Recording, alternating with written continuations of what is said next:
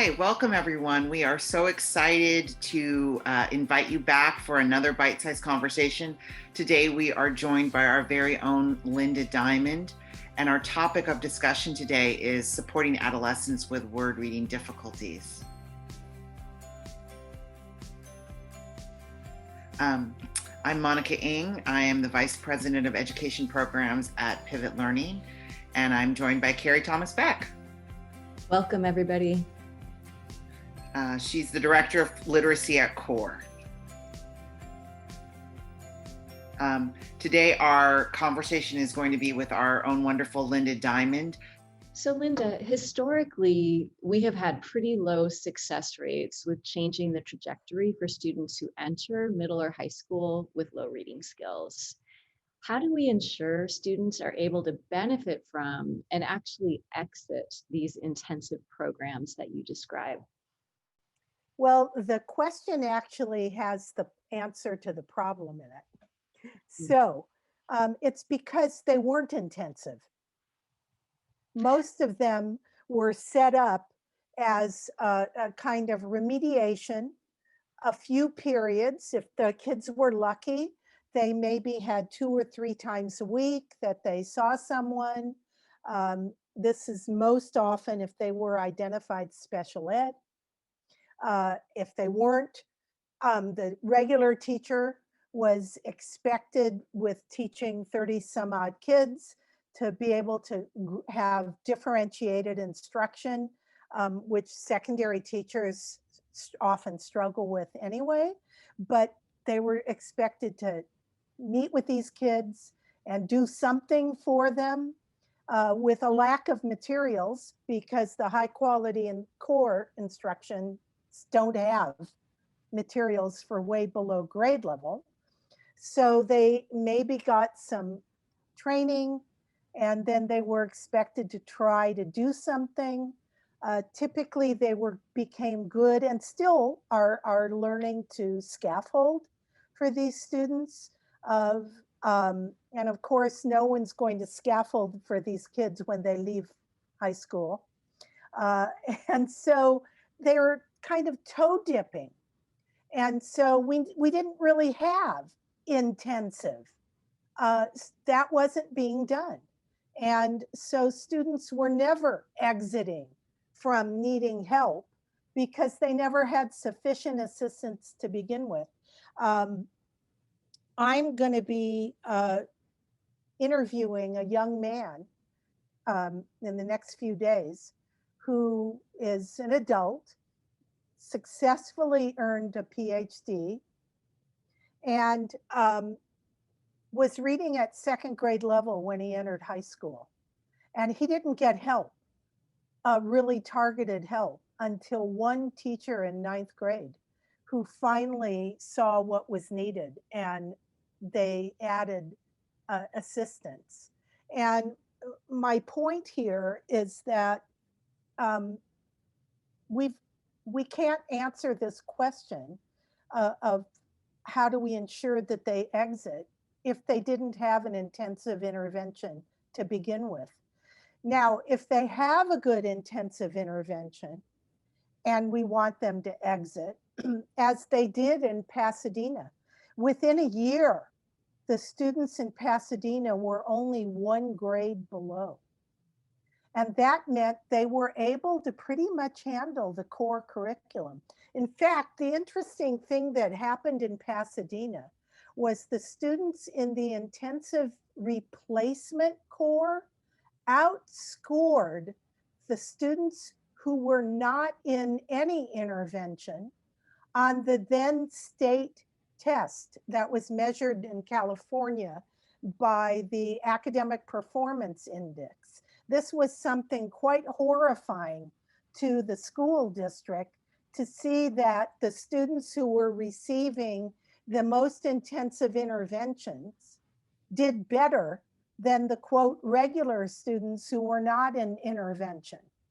And this was because they learned to read. It was a very simple understanding. So to ensure that these students are able to benefit is that they truly have an intensive intervention, number one, curriculum. Number two, the teachers really have ongoing support to be able to implement it well, not just a workshop on how do I teach Read 180, or how do I teach language exclamation, or how do I teach third quest, or phonics for reading, which is another good one um, from Anita Archer, but that they actually have ongoing support and collaboration and coaching so that we ensure that they're doing it well and that it's not remediation,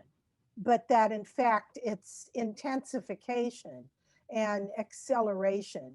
The other to change this trajectory is to start in the elementary school and do it right at K3 and 4-5 in the elementary schools. So we start changing this ongoing pipeline to begin with. So that's what I think is needed. I laugh a little bit because we haven't done it right for so long that that's why they don't exit. Yeah. Such a good point. And in my experience, I have found that those intervention programs are not easy to teach. So I really appreciate you bringing up that point of how important ongoing site-based support is for teachers learning these intervention programs. And then I think I'll just add my favorite point to always harp on with MTSS is progress monitoring. Mm. And so you should have data that this program, your intensive programs, your intensive strategies are having making a difference for that learning trajectory, or make a change if it is not. And so I think if you have a class full of students who are not benefiting from that program, we need to understand, is it being taught with fidelity?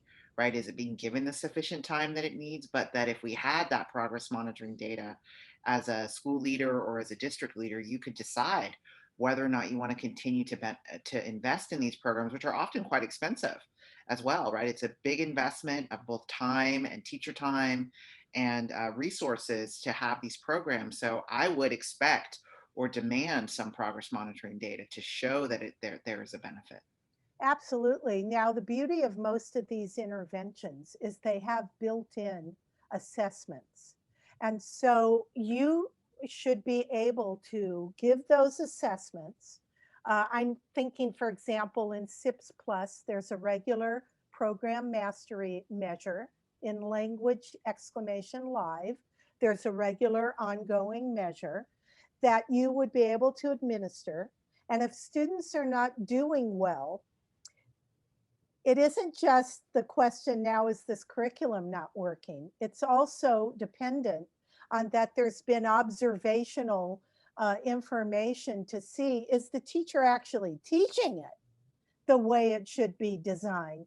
And if you're not using a program measure, but you're using, say, an external measure like a CBM or one of the other ones, a group measure, and students aren't doing well, you still have to answer the question, as Monica, you said, are the teachers really implementing it? And the only way to know that is if someone has been in the classroom watching to answer that question. So you really need to triangulate data from the assessment measures, from the observation measures, and then from the built-in measures to see how is this all working. And we like to use aim lines with CBMs and see if the teachers are implementing well, if we can say that, and say we're administering a CBM. And and we see that students, and let's say we've done 6 weeks worth of every 2 weeks, and kids are not getting on the aim line, but the teacher's implementation is strong. And we can know that also by looking at the other kids who are also getting it. And let's say the vast majority of them are doing well, but you've got these few kiddos who aren't.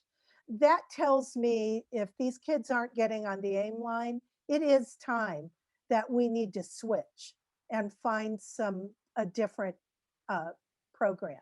But we can't wait. And we often wait too long for that data in order to tell us whether it's working or not before we make a change. Linda, we so appreciate you sharing your words of wisdom and how we can best support adolescents who struggle with word reading difficulties. Thank you so much for your time.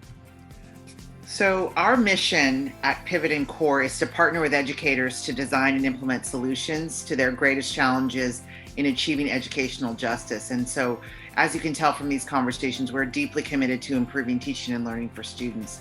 And both of our organizations have 20 years of expertise working with districts and schools to support systems, to support delivering curriculum implementation and services aligned to high quality English language arts and math instructional materials.